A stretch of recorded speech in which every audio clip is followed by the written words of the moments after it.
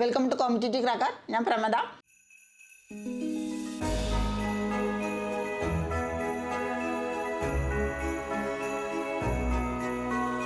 അപ്പോൾ സെറ്റ് എക്സാമിൻ്റെ ഡേറ്റ് വന്നു. ഫെബ്രുവരി 2-ാം തീയതിയാണ് എക്സാം. അപ്പോൾ നിങ്ങളെല്ലാവരും പഠിച്ച് തുടങ്ങിയിരിക്കും അല്ലേ? അപ്പോൾ കൃത്യമായിട്ട് ഒരു സ്റ്റഡി സ്ട്രാറ്റജിയോടുകൂടി പഠിച്ചാൽ മാത്രമേ നമ്മൾക്ക് ഈ കുറഞ്ഞ ദിവസത്തിനുള്ളിൽ സെറ്റ് ക്രാക്ക് ചെയ്യാൻ സാധിക്കുകയുള്ളൂ. കഴിഞ്ഞ സെറ്റ് എക്സാം നോക്കുകയാണെങ്കിൽ ബോട്ടണിയിൽ 35 പേര് മാത്രമാണ് ഏകദേശം പാസ്സായിട്ടുള്ളത്. അതിൽ നിന്ന് തന്നെ നമുക്ക് സെറ്റ് എക്സാം എത്രത്തോളം കാഠിന്യമേറിയതാണെന്നുള്ളത് മനസ്സിലാക്കാം. പക്ഷേ PG കഴിഞ്ഞ ഒരു ഉദ്യോഗാർത്ഥിക്ക് ഏറ്റവും ബെസ്റ്റ് ഓപ്ഷൻ എന്ന് പറയുന്നത് സെറ്റ് ക്വാളിഫൈ ചെയ്യുക എന്നുള്ളതാണ്.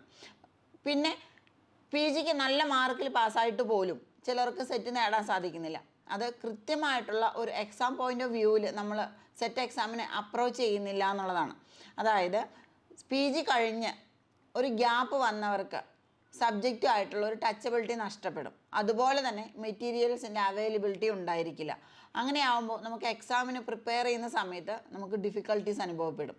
ഇനി രണ്ടാമത്, സെറ്റ് എക്സാമിന് പ്രിപ്പയർ ചെയ്യുമ്പോൾ നമ്മുടെ സിലബസിലെ എല്ലാ ഏരിയയും നമുക്ക് കവർ ചെയ്യേണ്ട കാര്യമില്ല. പ്രീവിയസ് ക്വസ്റ്റ്യൻസ് നന്നായി മനസ്സിലാക്കി ഏതൊക്കെ ഏരിയയിൽ നിന്നാണ് കൂടുതൽ ക്വസ്റ്റ്യൻസ് വന്നിട്ടുള്ളത് ആ ഏരിയ കൂടുതൽ ഫോക്കസ് ചെയ്ത് പഠിക്കേണ്ടതുണ്ട്. അപ്പോൾ ഇങ്ങനെ പഠിക്കുമ്പോൾ നമ്മൾ ശ്രദ്ധിക്കേണ്ട ഒരു കാര്യം, റീസെൻ്റ് ആയിട്ടുള്ള എക്സാംസിൽ സ്റ്റേറ്റ്മെൻറ്റ് രൂപത്തിലുള്ള ക്വസ്റ്റ്യൻസ് കൂടുതലായി വന്നിട്ടുണ്ട്. അപ്പോൾ സ്റ്റേറ്റ്മെൻറ്റ് രൂപത്തിലുള്ള ക്വസ്റ്റ്യൻസ് ആൻസർ ചെയ്യണമെങ്കിൽ നമ്മൾക്ക് സബ്ജക്റ്റ് നന്നായിട്ട് മനസ്സിലാവണം. സബ്ജക്റ്റ് മനസ്സിലാക്കി പഠിക്കുന്ന ഒരാൾക്ക് മാത്രമേ അങ്ങനെയുള്ള ക്വസ്റ്റ്യൻസ് നമുക്ക് ആൻസർ ചെയ്യാൻ സാധിക്കുകയുള്ളൂ. അതുപോലെ തന്നെ കുറച്ച് ക്വസ്റ്റ്യൻസ് എന്നും ചോദിക്കുന്ന ഭാഗത്തിൽ നിന്ന് മാറി ഡിഫിക്കൽട്ടായിട്ടും വന്നിട്ടുണ്ട്. അപ്പോൾ അതും കൂടി നമ്മൾ മനസ്സിൽ കണ്ടുകൊണ്ട് വേണം നമ്മൾ സെറ്റ് എക്സാമിന് പ്രിപ്പയർ ചെയ്യാൻ. അപ്പോൾ കുറഞ്ഞ ദിവസത്തിനുള്ളിൽ നമ്മൾ സെറ്റ് ക്രാക്ക് ചെയ്യണമെങ്കിൽ തീർച്ചയായും നമ്മളൊരു ടൈം ടേബിൾ പ്രിപ്പയർ ചെയ്ത് തന്നെ പഠിക്കണം. അത് പ്രീവിയസ് ക്വസ്റ്റ്യൻസ് അനലൈസ് ചെയ്ത് ഏതൊക്കെ ഏരിയയ്ക്ക് കൂടുതൽ ഇമ്പോർട്ടൻസ് കൊടുക്കണം, കൂടുതൽ ടൈം സ്പെൻഡ് ചെയ്യണം എന്നുള്ളതൊക്കെ മനസ്സിലാക്കി വേണം നമ്മൾ ടൈം ടേബിൾ പ്രിപ്പയർ ചെയ്യാൻ. ഇനി വേറൊരു കാര്യം റിവിഷൻ എക്സാമിൻ്റെയാണ്. ഓരോ ഏരിയയും പഠിച്ച് കഴിയുമ്പോൾ തീർച്ചയായും നമ്മൾ റിവിഷൻ എക്സാം എഴുതിയിരിക്കണം. അപ്പോൾ സ്വയം പഠിക്കുന്ന ഒരാൾക്ക് ഈ റിവിഷൻ എക്സാം എഴുതുക എന്നുള്ളത് ഒരു ഡിഫിക്കൽട്ടായിട്ടുള്ള കാര്യമാണ്. അങ്ങനെയുള്ള സമയത്ത് നമ്മൾ തീർച്ചയായും ഒരു ഗൈഡൻസോട് കൂടി തന്നെ പഠിക്കണം. പിന്നെ നമ്മൾ സ്വയം പഠിക്കുമ്പോൾ നമുക്ക് സബ്ജക്റ്റ് വൈസ് കുറച്ച് ഡൗട്ടുകൾ വരും. അപ്പോൾ അതും നമ്മൾ ക്ലിയർ ചെയ്ത് തന്നെ പഠിക്കണം. അങ്ങനെ കൃത്യമായിട്ടുള്ള ഒരു ഗൈഡൻസോട് കൂടി time table wise previous questions അനലൈസിലൂടെ കൃത്യമായി പഠിച്ച് പോവുകയാണെന്നുണ്ടെങ്കിൽ നമുക്ക് ഒറ്റ തവണ കൊണ്ട് തന്നെ നമുക്ക് സെറ്റ് നേടാൻ സാധിക്കും. ഇനി ഈ കുറച്ച് ദിവസത്തിനുള്ളിൽ നമ്മൾ സെറ്റ് ക്രാക്ക് ചെയ്യുകയാണെങ്കിൽ തീർച്ചയായും 4-5 മണിക്കൂർ നമ്മൾ പഠിച്ചിരിക്കണം. അങ്ങനെയാണെങ്കിൽ മാത്രമേ നമ്മൾക്ക് സിലബസ് കംപ്ലീറ്റ് ചെയ്യാൻ സാധിക്കുകയുള്ളൂ. ഒരു കോൺഫിഡൻസോട് കൂടി നമുക്ക് സെറ്റ് എക്സാമിന് അപ്രോച്ച് ചെയ്യാനും സാധിക്കുകയുള്ളൂ. കോമ്പറ്റേറ്റീവ് ക്രാക്കറിൽ ഒരു 60 ഡേയ്സ് സ്റ്റഡി പ്ലാനോട് കൂടിയിട്ടാണ് നമ്മൾ 60 ഡേയ്സ് ബാച്ച് ആരംഭിച്ചിരിക്കുന്നത്. അപ്പോൾ നമ്മുടെ ബാച്ചിൻ്റെ പ്രത്യേകത, ഓരോ ദിവസവും കൃത്യമായി പഠിക്കേണ്ട കാര്യങ്ങൾ നമ്മൾ ടൈം ടേബിൾ വൈസ് സെറ്റ് ചെയ്തിട്ടുണ്ട്. അപ്പോൾ ഇതിൻ്റെ റെക്കോർഡഡ് ക്ലാസ്സുകൾ ആപ്പിൽ അവൈലബിൾ ആണ്. അപ്പോൾ സ്റ്റുഡൻസിന് ഓരോ വീഡിയോയും കൃത്യമായിട്ട് നോക്കി പഠിക്കാൻ സാധിക്കും. ആ വീഡിയോയ്ക്ക് അനുബന്ധിച്ച് അതിൻ്റെ PDF നോട്ട്സ് അവൈലബിൾ ആണ്. അതുപോലെ തന്നെ ഓരോ വീഡിയോയ്ക്കും നമ്മൾ എക്സാംസും പ്രൊവൈഡ് ചെയ്യുന്നുണ്ട്. ഇതിന് പുറമെ ഒരു മെൻറ്റർ സപ്പോർട്ടും നിങ്ങൾക്ക് അവൈലബിൾ ആണ്. അപ്പോൾ നിങ്ങൾക്ക് സബ്ജക്റ്റ് വൈസ് എന്ത് ഡൗട്ട് ഉണ്ടെങ്കിലും ഓരോ വീഡിയോ കാണുമ്പോഴും നിങ്ങൾക്ക് എന്തെങ്കിലും ഡൗട്ട്സ് വരികയാണെന്നുണ്ടെങ്കിൽ കൃത്യമായിട്ടും അത് മെൻറ്ററോട് ചോദിച്ച് മനസ്സിലാക്കി ക്ലിയർ ചെയ്ത് പഠിക്കാവുന്നതാണ്. അതുപോലെ തന്നെ ഈ റെക്കോർഡഡ് ക്ലാസ്സിനെ ബേസ് ചെയ്തിട്ട് PYQ ഇൻക്ലൂഡ് ചെയ്തിട്ടുള്ള ലൈവ് സെക്ഷൻസ് ആണ് നടക്കുന്നത്. അപ്പോൾ കഴിഞ്ഞ സെറ്റ് എക്സാമിന് എങ്ങനെയുള്ള ക്വസ്റ്റ്യൻസ് ആണ് വന്നിരിക്കുന്നത്, അതിൻ്റെ ആൻസർ എങ്ങനെയായിരിക്കും എന്നുള്ള കാര്യങ്ങൾ കൃത്യമായും എക്സ്പ്ലെയിൻ ചെയ്യുന്നതായിരിക്കും ലൈവ് ക്ലാസ്സുകൾ. ഇതിന് പുറമെ ഒരു റിവിഷൻ എക്സാംസ് നമ്മൾ പ്രൊവൈഡ് ചെയ്യുന്നുണ്ട്. അപ്പോൾ ഓരോ റിവിഷൻ എക്സാംസിന് ശേഷവും റാങ്ക് ലിസ്റ്റ് പബ്ലിഷ് ചെയ്യാറുണ്ട്. അപ്പോൾ സ്റ്റുഡൻസിന് തന്നെ മനസ്സിലാവും അവർ ഏതൊക്കെ ഏരിയ കുറച്ചുകൂടി നന്നായി പഠിക്കണം എന്നുള്ള കാര്യങ്ങൾ കൃത്യമായിട്ട് മനസ്സിലാക്കി പഠിച്ചു പോകാൻ സാധിക്കും. അപ്പോൾ ഗ്യാപ്പില്ലാതെ ഓരോ ദിവസവും ഓരോ പോർഷൻസ് കൃത്യമായി കംപ്ലീറ്റ് ചെയ്യുകയാണെന്നുണ്ടെങ്കിൽ നമ്മൾക്ക് 60 ദിവസം കൊണ്ട് തന്നെ നമുക്ക് സിലബസ് കംപ്ലീറ്റ് ചെയ്ത് പഠിക്കാൻ സാധിക്കും. അപ്പോൾ ഇതിൽ ഒരുപാട് റിവിഷൻ എക്സാംസ് വരുന്നുണ്ട്.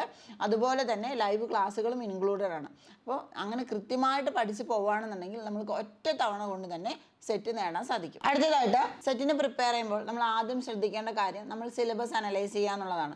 അപ്പോൾ സിലബസിൻ്റെ കണ്ടന്റ് കൃത്യമായിട്ട് നമ്മൾ ഡൗൺലോഡ് ചെയ്ത് വെച്ച് വേണം നമ്മൾ സെറ്റിന് പ്രിപ്പയർ ചെയ്യാൻ. സെറ്റ് ബോട്ടണിയുടെ സിലബസ് നോക്കുകയാണെന്നുണ്ടെങ്കിൽ നമുക്ക് 6 യൂണിറ്റുകളാണ് വരുന്നത്. അപ്പോൾ 6 യൂണിറ്റിൽ ഏറ്റവും ഇമ്പോർട്ടൻ്റ് ആയിട്ടുള്ള യൂണിറ്റുകളാണ് യൂണിറ്റ് 1, യൂണിറ്റ് 2, യൂണിറ്റ് 4, യൂണിറ്റ് 3 എന്നുള്ളത്.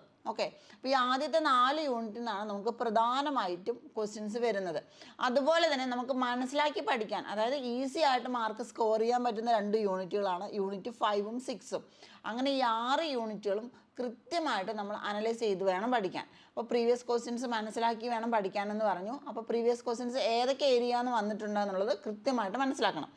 ഇനി യൂണിറ്റ് 1ൽ നിന്ന് വരുന്നതാണ് bacteria, virus, phycology, mycology, ലൈക്കനോളജി, bryology, ടെറിഡോളജി, ജിംനോസ്പംസ്. അങ്ങനെ 8 മൊഡ്യൂൾസാണ് വന്നിരിക്കുന്നത്. അപ്പോൾ യൂണിറ്റ് 1ൽ നിന്ന് സാധാരണ 20 മുതൽ 25 വരെ ക്വസ്റ്റ്യൻസ് യൂണിറ്റ് 1ൽ നിന്ന് ചോദിക്കാറുണ്ട്.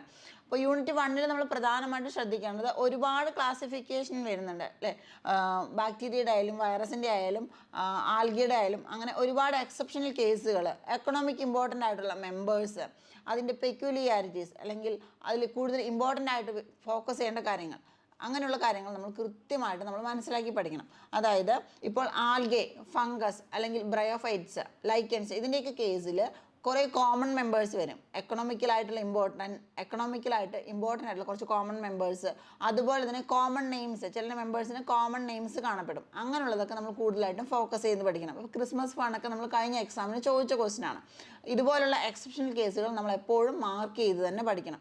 അതുപോലെ തന്നെ ജിംനോസ്പംസിൻ്റെ കേസിൽ നീറ്റെയിൽസ് എപ്പോഴും ചോദിക്കുന്നതാണ്. കാരണം അത് ഒരു എക്സെപ്ഷണൽ കേസാണ്. അതായത് ആൻജിയോസ്പേമുമായിട്ട് റിസംബ്ലൻസ് കാണിക്കുന്ന ഒരു ഗ്രൂപ്പാണ് നീറ്റം എന്ന് പറയുന്നത് അല്ലേ. അപ്പോൾ അങ്ങനെയുള്ള കാര്യങ്ങളൊക്കെ നമ്മൾ ഫോക്കസ് ചെയ്ത് തന്നെ പഠിക്കണം. ആൽഗൽ ഗ്രൂപ്പിൽ അതുപോലെ തന്നെ അതിൻ്റെ പിഗ്മെൻറ്റ്സ്, ഓരോ ആൽഗൽ ഗ്രൂപ്പിലും പിഗ്മെൻറ്റ്സ് സെപ്പറേറ്റ് ആണ്. അപ്പോൾ ആ ക്ലോറോഫിൽ പിഗ്മെൻറ്റ്സ് ഏതാണ് കാണപ്പെടുന്നത്, അതിൻ്റെ പെക്യുലിയർ ആയിട്ടുള്ള കളർ കൊടുക്കുന്ന പിഗ്മെൻറ്റ്സ് ഏതാണ്, ഇങ്ങനെയുള്ള കാര്യങ്ങളൊക്കെ നമ്മൾ കൃത്യമായിട്ടും പഠിക്കണം. ഓക്കെ, ഇനി രണ്ടാമത്തെ യൂണിറ്റ് അതുപോലെ തന്നെ വരുന്നത് 7 മൊഡ്യൂൾസാണ് വരുന്നത്. അപ്പോൾ അതിൽ ഏറ്റവും കൂടുതൽ ക്വസ്റ്റ്യൻസ് ചോദിക്കുന്ന ഒരു ഭാഗം മോർഫോളജി എന്ന് ചോദിക്കാറുണ്ട്, ടാക്സോണമിന്ന്, അതുപോലെ എത്നോബോട്ടണിയിൽ നിന്ന് ഒരു ക്വസ്റ്റ്യൻസ് പ്രതീക്ഷിക്കാം നമുക്ക് എക്കണോമിക് ബോട്ടണിയിൽ. അപ്പോൾ മോർഫോളജിയിൽ സ്റ്റെം, ലീഫ്, റൂട്ട്, ഫ്രൂട്ട്സ്, ഇതിൻ്റെയൊക്കെ ക്ലാസിഫിക്കേഷൻ, എക്സാമ്പിൾസ്, ഇങ്ങനെയുള്ള കാര്യങ്ങളൊക്കെ മനസ്സിലാക്കണം. അതേപോലെ തന്നെ ടാക്സോണമിയിൽ സാധാരണയായിട്ട് ചോദിക്കുന്നത് ഫാമിലി ക്യാരക്ടേഴ്സ് ചോദിക്കാറുണ്ട്. അതുപോലെ തന്നെ എക്സെപ്ഷണൽ ക്യാരക്ടേഴ്സ് വരുന്നത്, ചില ഒരു ഫാമിലിയിൽ തന്നെ ചില എക്സെപ്ഷണൽ മെമ്പേഴ്സ് കാണപ്പെടും. അങ്ങനെയുള്ള കാര്യങ്ങളൊക്കെ നന്നായി മനസ്സിലാക്കി വെക്കണം. എക്കണോമിക് ബോട്ടണിയിൽ അതുപോലെ തന്നെ റെസിൻസ്, ഗംസ് എന്നുള്ള ഭാഗത്തു നിന്നാണ് എപ്പോഴും സാധാരണ ക്വസ്റ്റ്യൻസ് ചോദിക്കാറുള്ളത്. അതുപോലെ തന്നെ എത്നോബോട്ടണിക്കലായിട്ടുള്ള ഇമ്പോർട്ടൻ്റ് ആയിട്ടുള്ള പ്രോഡക്ട്സ്, ട്രൈബൽസിൻ്റെ പ്രോഡക്ട്സ് ചോദിക്കാറുണ്ട്.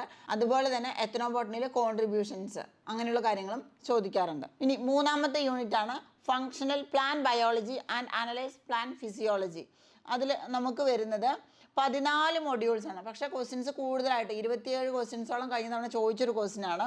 അപ്പോൾ ഇവിടെ നമ്മൾ ശ്രദ്ധിക്കേണ്ട കാര്യം മെറ്റബോളിസം നോക്കാനുണ്ട്. അതേപോലെ തന്നെ ബയോകെമിസ്ട്രീൻ്റെ കാര്യങ്ങൾ നമ്മൾ നോക്കാനുണ്ട്. പിന്നെ എൻസൈംസിൻ്റെ കാര്യങ്ങൾ, ഇങ്ങനെയുള്ള കാര്യങ്ങളൊക്കെ നമ്മൾ കൂടുതലായിട്ടും ശ്രദ്ധിക്കേണ്ടതാണ് യൂണിറ്റ് 3 എന്ന് പറയുന്നത്. ഇനി യൂണിറ്റ് 4 നമുക്ക് പ്രധാനമായിട്ടും 11 മൊഡ്യൂളാണ്. അപ്പോൾ 11 മൊഡ്യൂളിലും നമുക്ക് സെല്ലും സെൽ സൈക്കിളും വളരെ ഇമ്പോർട്ടൻ്റ് ആണ്. സെൽ സൈക്കിൾ ചോദിക്കുന്നുണ്ട്. അതുപോലെ തന്നെ replication and repair, gene expression, regulation, immunology, ഈ ഭാഗത്തു നിന്നൊക്കെ എപ്പോഴും ക്വസ്റ്റ്യൻസ് ചോദിക്കാവുന്നതാണ്. ലിങ്കേജിൻ്റെ ഭാഗത്തു നിന്നെല്ലാം ക്വസ്റ്റ്യൻസ് വരാറുള്ളതാണ്. അപ്പോൾ യൂണിറ്റ് 4 എന്ന് പറയുന്നത് 11 മൊഡ്യൂൾ വരുന്നതാണ്. പക്ഷേ അവിടെ നിന്ന് മാർക്ക് കൂടുതലായതുകൊണ്ട് യൂണിറ്റ് 4 എപ്പോഴും മിസ് ചെയ്യാതെ പഠിക്കേണ്ട ഒരു യൂണിറ്റാണ് യൂണിറ്റ് 4 എന്ന് പറയുന്നത്. ഇനി അടുത്തതാണ് unit 5. Unit 5 ecology and environment. നമ്മൾക്ക് ഏറ്റവും ലാസ്റ്റ് മൊമെൻറ്റിൽ വായിച്ചിട്ട് പോയാൽ പോലും നമുക്ക് ആൻസർ എഴുതാൻ പറ്റുന്ന ഒരു ഏരിയയാണ് യൂണിറ്റ് 5 എന്ന് പറയുന്നത്. കാരണം ഇക്കോളജിയാണ് അതിൻ്റെ എവല്യൂഷൻ. പക്ഷേ നമ്മളവിടെ ശ്രദ്ധിക്കേണ്ടത് ഡിഫറെൻറ്റ് ടൈപ്സ് ഓഫ് സ്പീസിയേഷൻ, അതുപോലെ തന്നെ ടൈപ്സ് ഓഫ് എവല്യൂഷൻ, ഇതൊക്കെ വരുന്നുണ്ട്. അപ്പോൾ അതൊക്കെ ഒന്ന് ജസ്റ്റ് മനസ്സിലാക്കി 1-2 തവണ നമ്മളൊന്ന് വായിക്കുകയാണെന്നുണ്ടെങ്കിൽ നമുക്ക് ആ ഭാഗത്തുനിന്ന് മാർക്ക് സ്കോർ ചെയ്യാൻ പറ്റുന്ന ഒരു യൂണിറ്റാണ് യൂണിറ്റ് 5 എന്ന് പറയുന്നത്. ഇനി നെക്സ്റ്റ് വരുന്നതാണ് യൂണിറ്റ് 6. അപ്പോൾ യൂണിറ്റ് 6 ബയോടെക്നോളജി, പ്ലാൻ ബ്രീഡിങ്, അതുപോലെ തന്നെ പ്ലാൻ ഡിസീസസ്, ആ ഭാഗത്തു നിന്നാണ് കൂടുതലായിട്ടും ക്വസ്റ്റ്യൻസ് ചോദിക്കാറുള്ളത്. യൂണിറ്റ് 6ഉം അതുപോലെ തന്നെ പെട്ടെന്ന് നമുക്ക് വായിച്ച് മനസ്സിലാക്കാൻ പറ്റുന്നൊരു യൂണിറ്റാണ് യൂണിറ്റ് 6 എന്ന് പറയുന്നത്. അപ്പോൾ സിലബസിൽ 6 യൂണിറ്റുകളിൽ ഏറ്റവും ഇമ്പോർട്ടൻസ് കൊടുക്കേണ്ടത് യൂണിറ്റ് 4, യൂണിറ്റ് 2, യൂണിറ്റ് 1, യൂണിറ്റ് 3, അങ്ങനെ ആദ്യത്തെ 4 യൂണിറ്റുകൾക്കാണ് ഏറ്റവും കൂടുതൽ ക്വസ്റ്റ്യൻസ് വന്നിരിക്കുന്നതും ഈ 4 യൂണിറ്റുകളും തന്നെയാണ്. 5ഉം 6ഉം യൂണിറ്റ് നമ്മൾക്ക് ഈസി ആയിട്ട് മാർക്ക് സ്കോർ ചെയ്യാൻ പറ്റുന്നതാണ്. അപ്പോൾ ആ ഭാഗത്തു നിന്നുള്ള മാർക്ക് നമ്മൾക്ക് നന്നായിട്ടൊന്ന് പ്രിപ്പയർ ചെയ്യുകയാണെങ്കിൽ ആ ഭാഗത്തു നിന്നുള്ള മാർക്കും സ്കോർ ചെയ്യാൻ പറ്റും. പിന്നീട് വരുന്നതാണ് PYQ. അപ്പോൾ PYQ പ്രീവിയസ് ക്വസ്റ്റ്യൻസ് നമ്മൾ അനലൈസ് ചെയ്യുകയാണെന്നുണ്ടെങ്കിൽ നമുക്ക് ആ ക്വസ്റ്റ്യൻ പാറ്റേൺ കൃത്യമായിട്ട് മനസ്സിലാക്കി പഠിക്കാൻ സാധിക്കും. അപ്പോൾ PG ലെവലുള്ള ക്വസ്റ്റ്യൻസ് ആണ് വരുന്നത്. സ്റ്റേറ്റ്മെൻറ്റ് രൂപത്തിലുള്ള ക്വസ്റ്റ്യൻസ് ആൻസർ ചെയ്യുകയാണെങ്കിൽ തീർച്ചയായും കണ്ടന്റ് മനസ്സിലാക്കി തന്നെ പഠിക്കണം. അപ്പോൾ കൃത്യമായിട്ട് ഒരു ടൈം ടേബിൾ ഫോളോ ചെയ്ത് ഒരു മെൻ്റൽ സപ്പോർട്ടോടുകൂടി പഠിക്കുകയാണെന്നുണ്ടെങ്കിൽ ഒറ്റ തവണ കൊണ്ട് തന്നെ നമുക്ക് സെറ്റ് നേടാൻ സാധിക്കും. അപ്പോൾ നമുക്ക് ഇനി കുറച്ച് പ്രീവിയസ് ക്വസ്റ്റ്യൻസ് നോക്കാം. Vegetative reproduction in lichens takes place by option A soredia, option B isidia, option C fragmentation and option D all the above. അപ്പോൾ ലൈക്കൻസിൻ്റെ കേസിൽ നമ്മൾക്കറിയാം ആൽഗൽ ഫംഗൽ അസോസിയേഷൻ ആണ് ലൈക്കൻസ് എന്ന് പറയുന്ന മെമ്പേഴ്സ് അല്ലേ. അപ്പോൾ ലൈക്കൻസിൻ്റെ കേസിൽ ഏറ്റവും കൂടുതൽ ലൈക്കൻ ഫോർമേഷൻ നടത്തുന്ന ഫംഗൽ കമ്പോണൻ്റ് ഏതാണ്, അതുപോലെ അതിൻ്റെ ആൽഗൽ കമ്പോണൻ്റ് ഏതാണ്, അത് രണ്ടിനെയും സെപ്പറേറ്റ് ചെയ്യുന്ന പറയുന്ന പേരെന്താണ്, അതിൽ ഡോമിനൻ്റ് പാർട്ട്ണർ ഏതാണ്, ഇതെല്ലാം നമ്മൾ മനസ്സിലാക്കി വെക്കണം. അതുപോലെ തന്നെ ഇമ്പോർട്ടൻ്റ് ആണ് ലൈക്കൻസിൻ്റെ ക്ലാസിഫിക്കേഷൻ. അപ്പോൾ different types of lichens group നോക്കാനുണ്ട്. അതുപോലെ തന്നെ റെയിൻഡിയർ മോസൊക്കെ എപ്പോഴും ചോദിക്കുന്ന ഒരു ക്വസ്റ്റ്യൻ ആണ് റെയിൻഡിയർ മോസ് എന്താണെന്നുള്ളത്. ഇസീഡിയ സൊറീഡിയ ഫ്രാഗ്മെൻറ്റേഷൻ ഇതെന്താണ്? വെജിറ്റേറ്റീവ് റീപ്രൊഡക്ഷൻ ആണ്. അപ്പോൾ ഇസീഡിയയുടെ പ്രത്യേകത എന്താണ്, സൊറീഡിയയുടെ പ്രത്യേകത എന്താണ് എന്നുള്ളത് നമ്മൾ മനസ്സിലാക്കി തന്നെ പഠിക്കണം. അപ്പോൾ ഇതിൻ്റെ ഓപ്ഷൻ എന്ന് പറയുന്നത് ആൾ ദ എബവ് ആണ്. അപ്പോൾ ലൈക്കൻസിൻ്റെ കേസിൽ വെജിറ്റേറ്റീവ് റീപ്രൊഡക്ഷൻ നടക്കുന്നത് സൊറീഡിയ, ഇസീഡിയ ആൻഡ് ഫ്രാഗ്മെൻറ്റേഷൻ വഴിയാണ്. അപ്പോൾ എന്താണ് സൊറീഡിയ എന്ന് പറഞ്ഞാൽ ലൈക്കൻ താലസിൻ്റെ അറ്റത്ത് ചെറിയ ബോൾ പോലെ രൂപപ്പെടുന്നതിനെയാണ് നമ്മൾ സൊറീഡിയ എന്ന് പറയുന്നത്. അത് ഫംഗൽ കമ്പോണൻറ്റ് വെച്ചായിരിക്കും അത് കവർ ചെയ്തിട്ടുണ്ടാവുക. അപ്പോൾ ശ്രദ്ധിക്കേണ്ട കാര്യം ലൈക്കനിലെ ഏറ്റവും ഡോമിനൻ്റ് കമ്പോണൻ്റ് എന്ന് പറയുന്നത് ഫംഗൽ പാർട്ട്ണർ തന്നെയാണ്. അപ്പോൾ അതിൻ്റെ ഏറ്റവും പുറത്ത് ഫംഗൽ ഹൈഫി ആയിരിക്കും കവർ ചെയ്തിട്ടുണ്ടാവുക. ചെറിയ ഗ്ലോബുലാർ സ്ട്രക്ചേഴ്സിനെയാണ് നമ്മൾ സൊറീഡിയ എന്ന് പറയുക. അപ്പോൾ സൊറീഡിയ ഡിറ്റാച്ച് ചെയ്തിട്ട് പുതിയ ലൈക്കൻ താലസ് ആയിട്ട് വളരും. ഇനി ഇസീഡിയയുടെ പ്രത്യേകത എന്താണ്? ഇസീഡിയ എന്ന് പറഞ്ഞു കഴിഞ്ഞാൽ ചെറിയ ചെറിയ ഔട്ട് ഗ്രോത്ത്സിനെയാണ് നമ്മൾ ഇസീഡിയ എന്ന് പറയുന്നത്. ഇതും അതുപോലെ തന്നെയാണ് പാരൻ ഹൈഫയിൽ നിന്ന് ഡിറ്റാച്ച് ചെയ്തിട്ട് സെപ്പറേറ്റ് ആയിട്ട് ഒരു ലൈക്കൻ താലസ് ആയിട്ട് വളരും. അപ്പോൾ സൊറീഡിയും ഇസീഡിയും തമ്മിലുള്ള മെയിൻ ഡിഫറൻസ് എന്ന് പറയുന്നത് സൊറീഡിയ എന്ന് പറയുന്നത് ഒരു ഗ്ലോബുലാർ സ്ട്രക്ചർ ആയിരിക്കും. അതിൻ്റെ ഏറ്റവും പുറമേ കാണപ്പെടുന്ന കമ്പോണൻ്റ് എന്ന് പറയുന്നത് ഫംഗൽ കമ്പോണൻ്റ് ആയിരിക്കും. ഉൾഭാഗത്തായിരിക്കും അതിൻ്റെ ആളുകൾ പാർട്ട്ണർ. പക്ഷേ ഇസീഡിയിൽ അങ്ങനെയല്ല, രണ്ടും കൂടെ മിക്സ് ചെയ്തിട്ടുള്ള ഒരു കോമ്പോസിഷൻ ആയിരിക്കും കാണപ്പെടുക. ഇനി മൂന്നാമത് വരുന്നതാണ് ഫ്രാഗ്മെൻറ്റേഷൻ. അപ്പോൾ ഫ്രാഗ്മെൻറ്റേഷൻ അതുപോലെ തന്നെയാണ് ലൈക്കൻ ഹൈഫേ ചെറിയ ചെറിയ ഫ്രാഗ്മെൻ്റ് ആയിട്ട് ഡിറ്റാച്ച് ചെയ്ത് പുതിയ ലൈക്കൻസ് ആയിട്ട് വളരുന്നതിനാണ് നമ്മൾ ഫ്രാഗ്മെൻറ്റേഷൻ എന്ന് പറയുക. അപ്പോൾ ലൈക്കൻസിൻ്റെ കേസിൽ വെജിറ്റേറ്റീവ് റീപ്രൊഡക്ഷൻ നടക്കുന്നത് സൊറീഡിയ വഴി നടക്കും, ഇസീഡിയ വഴി നടക്കും, അതുപോലെ തന്നെ ഫ്രാഗ്മെൻറ്റേഷൻ വഴിയും നടക്കും. അപ്പോൾ ഓൾ ദ എബവ് ആണ് കറക്റ്റ് ഓപ്ഷൻ വരുന്നത്. Next question, cluster analysis is part of dash system of classification. Option A Bentham Hooker system, option B numerical system, option C APG system and option D cytotaxonomic system. Cluster analysis എന്ന് പറയുന്നത് numerical സിസ്റ്റമായിട്ട് ബന്ധപ്പെട്ട് വരുന്നതാണ്. അപ്പോൾ നമ്മൾ unit 2-ൽ വരുന്ന പോർഷനാണിത്. അപ്പോൾ different types of classification നമുക്ക് പഠിക്കാനുണ്ട്. അപ്പോൾ ഓരോ ടൈപ്പ് ക്ലാസിഫിക്കേഷൻ നമ്മൾ കൃത്യമായിട്ട് മനസ്സിലാക്കിയിരിക്കണം. ബന്ധമൻ ഹുക്കർ സിസ്റ്റം എന്താണ്, എവല്യൂഷണറി സിസ്റ്റം എന്താണ്, APG സിസ്റ്റം എന്താണ്, ന്യൂമറിക്കൽ സിസ്റ്റം എന്താണെന്ന് കൃത്യമായിട്ട് മനസ്സിലാക്കി തന്നെ നമ്മൾ പഠിക്കണം. അതിൽ ന്യൂമറിക്കൽ സിസ്റ്റത്തിൽ വരുന്നതാണ് ക്ലസ്റ്റർ അനാലിസിസ് എന്ന് പറയുന്നത്. അപ്പോൾ ഓപ്ഷൻ ബി ആണ് correct answer. Next question, the colour of annatto belongs to the dash category. Option A alkaloid, option B carotenoid, option C flavonoid and option D anthocyanins. അപ്പോൾ annatto എന്ന് പറയുന്നത് ഒരു കെരാറ്റിനോയിഡ് ആണ്. ബിക്സ ഓറല്ലാന എന്ന മെമ്പറിലാണ് കാണപ്പെടുന്നത്. ബിക്സിൻ ആണ് അതിൽ അടങ്ങിയിരിക്കുന്നത്, ബിക്സിൻ. ഓക്കെ, അപ്പോൾ അനാറ്റോ എന്ന് പറയുന്നത് ഒരു ആൽക്കലോയിഡ് ആണ് അതിൽ അടങ്ങിയിരിക്കുന്നത്, ബിക്സിൻ ആണ്. അപ്പോൾ ഒരു ക്വസ്റ്റ്യൻ നമ്മൾ പഠിക്കുമ്പോൾ അതുമായിട്ട് കണക്ട് ചെയ്തിട്ടുള്ള കുറച്ച് ഫാക്ടേഴ്സും കൂടി മനസ്സിലാക്കി പഠിക്കാം. അപ്പോൾ നമുക്ക് ഒരു സ്റ്റേറ്റ്മെൻറ്റ് രൂപത്തിലുള്ള ക്വസ്റ്റ്യൻസ് വരികയാണെന്നുണ്ടെങ്കിൽ നമുക്ക് ഈസി ആയിട്ട് സോർട്ട് ചെയ്ത് നമുക്ക് ആൻസർ എഴുതാൻ പറ്റും. നമ്മളുടെ മുന്നിൽ ഇനി കുറച്ച് ദിവസങ്ങളേ ഉള്ളൂ. അപ്പോൾ കൃത്യമായിട്ട് ഒരു സ്റ്റഡി സ്ട്രാറ്റജിയോടുകൂടി ഒരു ഗൈഡൻസോടുകൂടി പഠിക്കുകയാണെന്നുണ്ടെങ്കിൽ നമ്മൾക്ക് ഇത്തവണത്തെ സെറ്റ് തീർച്ചയായിട്ടും നേടാൻ സാധിക്കും. അപ്പോൾ കോമ്പറ്റേറ്റീവ് ക്രാക്കറിൽ പുതിയ 60 days ബാച്ച് സ്റ്റാർട്ടായിട്ടുണ്ട്. അപ്പോൾ നമ്മുടെ ബാച്ചിൻ്റെ പ്രത്യേകത എക്സാം പോയിൻ്റ് ഓഫ് വ്യൂവിൽ കൂടുതൽ ഇമ്പോർട്ടൻസ് കൊടുത്തുകൊണ്ടുള്ള റെക്കോർഡഡ് ക്ലാസ്സുകളാണ് നമുക്ക് ആപ്പിൽ അവൈലബിൾ ആയിട്ടുള്ളത്. അതിൻ്റെ PDF നോട്ട്സും അവൈലബിൾ ആണ്. ഓരോ വീഡിയോയ്ക്കും നമുക്ക് ക്വസ്റ്റ്യൻസും അവൈലബിൾ ആണ്. ഇത് കൂടാതെ ഗ്രൂപ്പിൽ ഓരോ കണ്ടന്റിനോടനുബന്ധിച്ചുള്ള പ്രീവിയസ് ക്വസ്റ്റ്യൻസ് നമ്മൾ വർക്കൗട്ടായിട്ടും പ്രൊവൈഡ് ചെയ്യുന്നുണ്ട്.